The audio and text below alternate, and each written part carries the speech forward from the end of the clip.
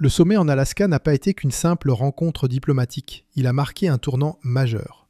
D'après Reuters, le 16e août 2025, Trump a réservé à Poutine un accueil digne des grandes occasions. Tapis rouge, honneur militaire et applaudissements. Des gestes qui n'ont pas manqué de choquer la presse européenne, notamment Le Monde et Bild. Ce dernier titre avec audace, une réunion entre amis de longue date, pendant qu'un mème viralisé sur X met en scène Trump en train d'accueillir Poutine en haut de l'image et de chasser Zelensky de la Maison-Blanche en bas.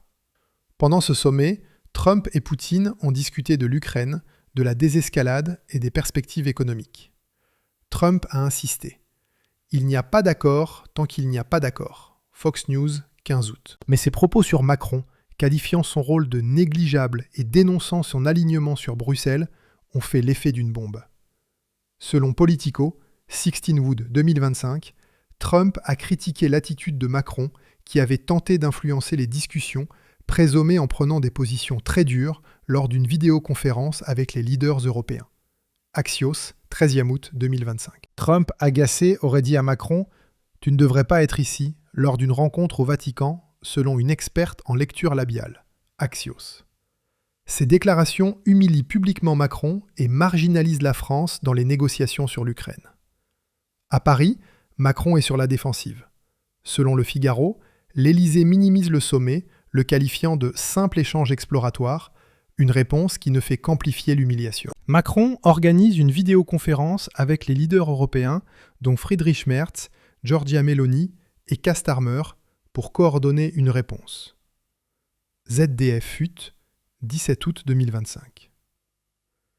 Mais ces efforts sont vains face à la réelle politique brutale de Trump et Poutine. Sur X, Hors Europe First, 16 août 2025, dénonce l'incapacité de Macron à peser face à Trump, tandis que Terrao, Patriote France, 15 août 2025, accuse l'Élysée de trahir les intérêts français en suivant Bruxelles. Candace Owens, dans un post du 16e août 2025, soutient les critiques.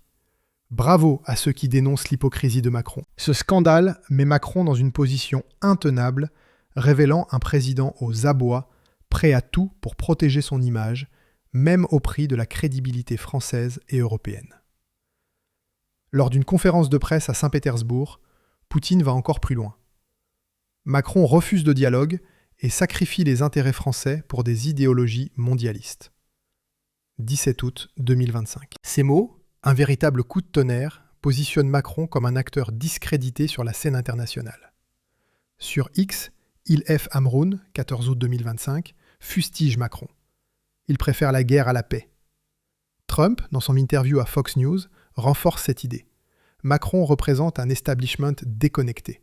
Les Français méritent mieux. Selon Newsweek, 10 août 2025, Macron a tenté de s'imposer dans les discussions, présumé en plaidant pour une ligne dure contre la Russie.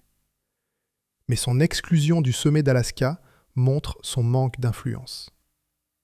Ces discussions, bien que critiquées par les médias mainstream comme Le Monde comme une capitulation inacceptable, montrent un manque de pragmatisme de la part de Macron. Sur X, Citoyen Libre, 14 août 2025, écrit « Macron nous mène à la ruine avec ses postures. » Trump, dans son interview, suggère un deuxième sommet à Moscou, une idée que Poutine soutient.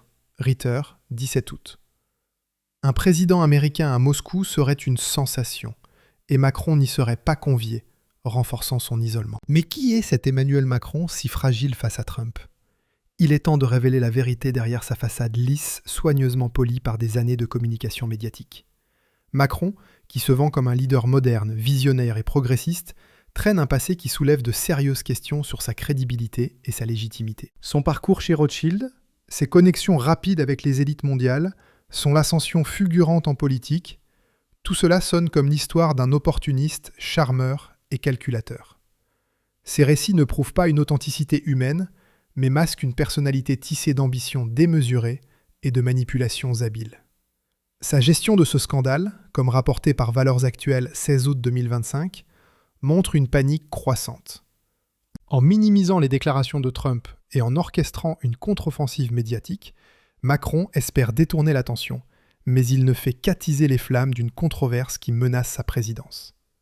Selon Le Monde, 16 août 2025, l'Élysée a tenté de discréditer les critiques en accusant Trump de populisme dangereux. Mais cette stratégie échoue face à l'écho retentissant des propos de Trump sur X, où des millions d'internautes saluent les critiques comme une vérité longtemps tue. Les échecs de Macron ne se limitent pas à la diplomatie.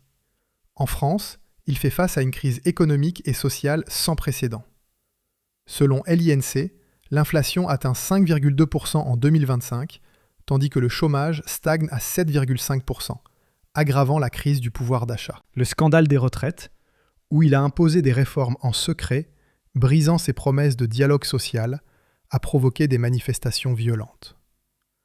Son usage répété du 49,3 pour contourner le Parlement révèle un mépris pour la démocratie. Sur la scène internationale, ses choix en Ukraine, comme l'intensification des livraisons d'armes sans limite claire, CNews 14 août 2025, aggravent les tensions avec des alliés comme l'Italie et fragilisent l'Europe.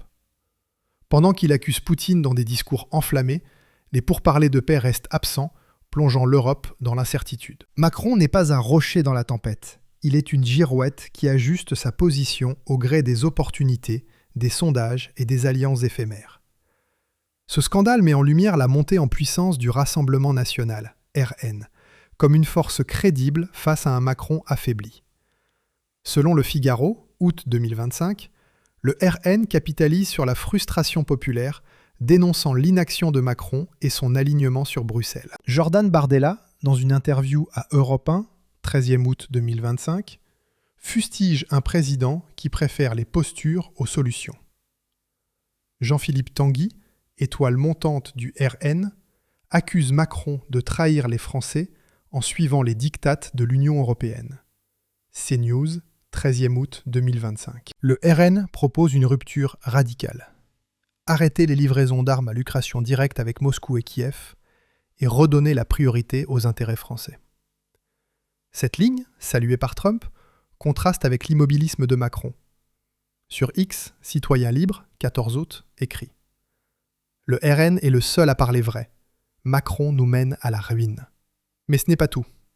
Les tensions internes au RN ajoutent une couche de complexité. Selon Haute Hortelan-Michel, 14 août, des cadres comme Tanguy et Bardella envisagent une ligne plus dure, critiquant Macron pour son manque de pragmatisme.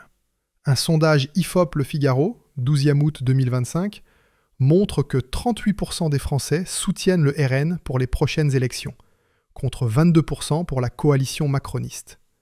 Un écart qui reflète le désaveu croissant envers l'Élysée. Les critiques de Macron accusant le RN de collusion avec des dictateurs ne font que renforcer la popularité du parti, perçu comme une alternative pragmatique face à un establishment déconnecté.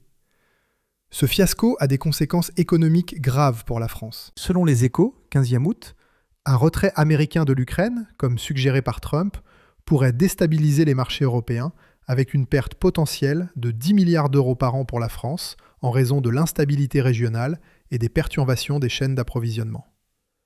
L'industrie de défense française, menée par Dassault et Thales, risque de perdre des contrats majeurs si l'Europe ne compense pas le désengagement américain. Pendant ce temps, Macron, aligné sur Bruxelles, refuse le dialogue avec Moscou, isolant la France face à une réelle politique brutale.